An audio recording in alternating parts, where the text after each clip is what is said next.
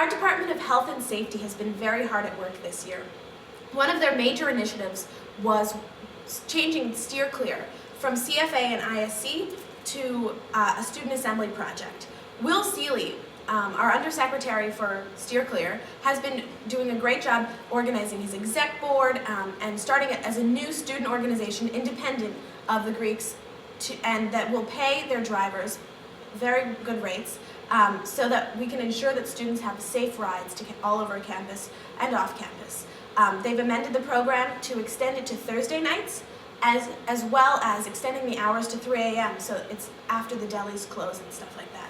So wherever you are on or off campus, there's no need to drink and drive. In their first weekend, they made over 160 pickups, which is absolutely fabulous.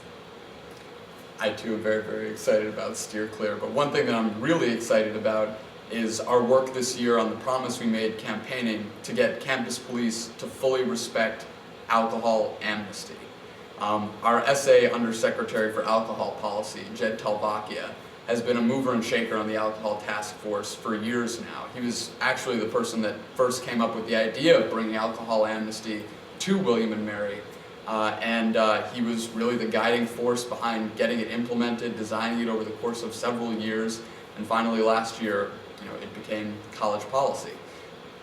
But then Valerie and I were pretty dismayed when we met a freshman during our campaign last year who came up to us and told us a story about how he had gone to sleep one night in his room and he woke up to noises in his bathroom, and he went in there and his roommate was vomiting blood. He had consumed obviously large quantities of alcohol, and he was in pretty dire need of help.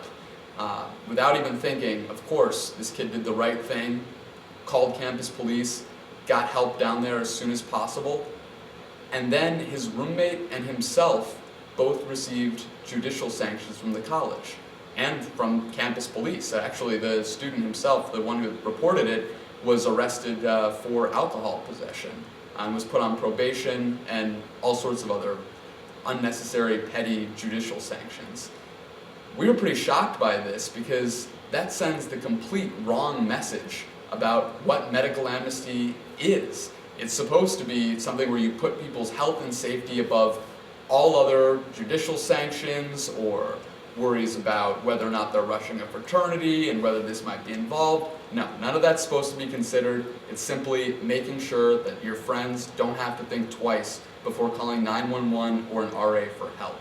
So even while we were in the middle of a fairly intense student assembly campaign, we made sure we started contacting Sam Sadler, made sure that this error in judgment from the Dean of Students' office was corrected, that the student's judicial record was wiped clean, and then immediately when we came back to school at the beginning of this year, we had a meeting with Don Chalice, the chief of William and Mary Police, where he stressed to him the importance of medical amnesty and why it's so important that police officers follow it for the safety of the people that they're supposed to be protecting.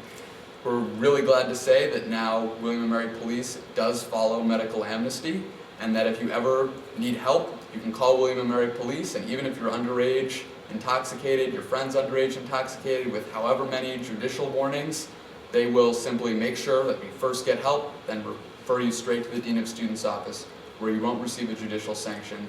You'll receive thanks for getting your friend the help that they needed.